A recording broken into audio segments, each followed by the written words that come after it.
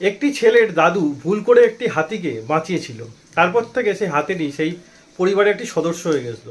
ছেলেটিকে সবসময় নিজের বাচ্চার মতো আগলে রাখতো এবং হাতিটিকেও সে পরিবারের একটি সদস্য ভাবতো।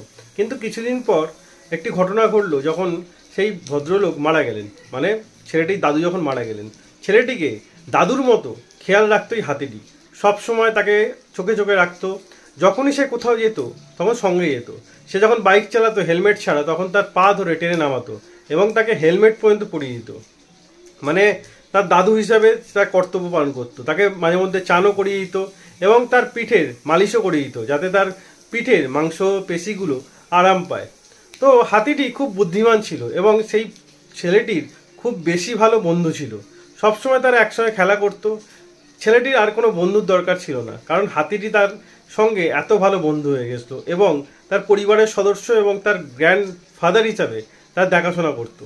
তার গ্র্যান্ডফাদার মারা যাওয়ার পর সেই জায়গাটি সেই হাতিটি নিয়েছিল এবং হাতিটি তার খেলাধুলা থেকে শুরু করে তার সমস্ত কাজে তাকে সাহায্য করতো এবং তার সঙ্গে খেলা করতো। তো ভিডিওটি দেখে আমরা এটি বলতেই পারি, যদি কোনো প্রাণীকে আপনি মন থেকে ভালোবাসেন আর তার যদি একটু উপকার করেন, সে সারা জীবন আপনার এবং আপনার পরিবারের কৃতজ্ঞ হয়ে থাকে।